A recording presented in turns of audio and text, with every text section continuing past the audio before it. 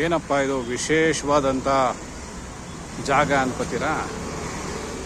ಜಗತ್ತಿನಲ್ಲಿ ಸತ್ಯ, ಧರ್ಮ, ಪ್ರಾಮಾಣಿಕತೆ ಇಲ್ಲಿ ಮಾತ್ರ ಕಾಣಕ್ಕೆ ಸಾಧ್ಯ. ಹಲವಾರು ದಿವ್ಯ ಚೇತನಗಳ ವಿಶ್ರಾಂತಿ ಪಡೀತಾ ಇರತಕ್ಕಂಥ ಜಾಗವನ್ನು ನೀವು ನೋಡ್ತಾ ಇದ್ದೀರ.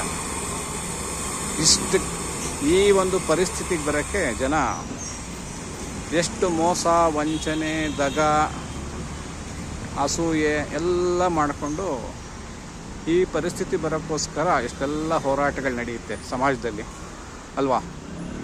ಇಷ್ಟೇ ಜೀವನದ ಅಂತ್ಯ. ನೀವು ಬಡವ ಶ್ರೀಮಂತ ಯಾವುದೂ ಇಲ್ಲ ಇಲ್ಲಿ. ಎಲ್ಲರೂ ಸಮಾನರು.